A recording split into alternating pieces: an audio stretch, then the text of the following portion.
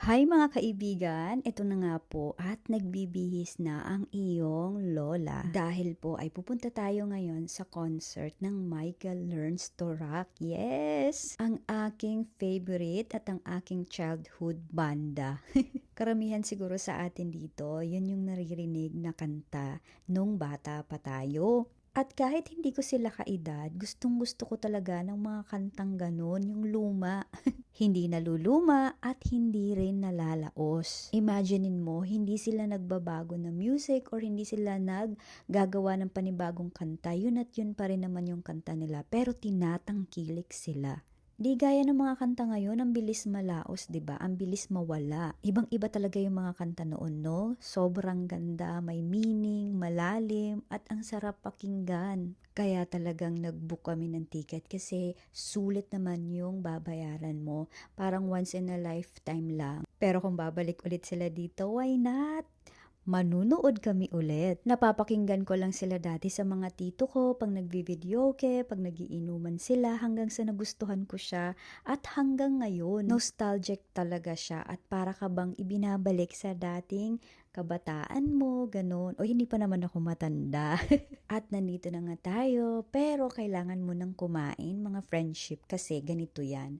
Yung taxi na sinasakyan namin, sobrang nahilo talaga ako sa amoy. Alam mong nag-suffer talaga ako sa amoy niya. Amoy cherry siya, pero parang may amoy suka. Alam mo yun, nakakahilo. Ayoko talaga yung mga taxing ganun. Kaya naisip namin kumain ng may sabaw. At ang sabi, pag nahihilo ka or nabiyahilo ka, uminom ka daw ng soda. Kaya nag-order ako ng Pepsi, baka sakaling mawala yung biyahilo ko doon sa taxi na yun. Pero ayun, hindi pa rin naman, hindi ko nga nakain lahat ng aking pagkain kasi ayaw tanggapin ng tiyan ko. Kaya ininom ko na lang tong soft drinks na to at sa tagal ng panahon, ngayon lang ako ulit nag-soft drinks. At sa totoo lang, hindi ko talaga naubos itong pagkain ko. Ito pa nga napakarami kasi ayaw tanggapin ng tiyan ko. Hindi ko rin alam kung excited na rin ako or talagang nahilo talaga ako kasi ang sama talaga ng amoy ng taxi. O, maiba tayo, nandito na tayo sa venue.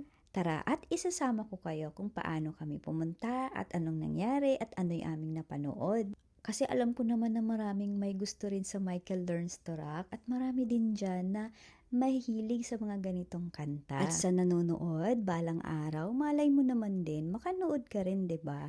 Kaya for now, sasama muna kita. Nakakatuwa lang kasi 1988 pa sila nagsimula ng banda nila pero hanggang ngayon 2026 in pa rin sila, tinatangkilik pa rin sila at nasusold out pa rin yung tickets nila. At sobrang ganda rin ng pwesto namin, hindi kami sobrang layo, nandun lang kami sa bandang likod, kita mo yan? So talagang maaaninag namin sila ng medyo malapitan. At hindi rin kasi kami nakapag-book doon sa pinakaunahan kasi sobrang bilis ma-sold out. Sobra talaga. Buti nga lumabas ito sa feed ng Facebook ko. Doon ko lang to nakita na meron pala silang concert. Kung hindi talagang iiyak tayo mga mare. Kung hindi tayo nakapanood. Gaya ngayon may concert bukas si Bryan Adams. Hindi kami nakakuha ng ticket. Sold out na. Pero hindi ko alam kung kailan siya babalik dito.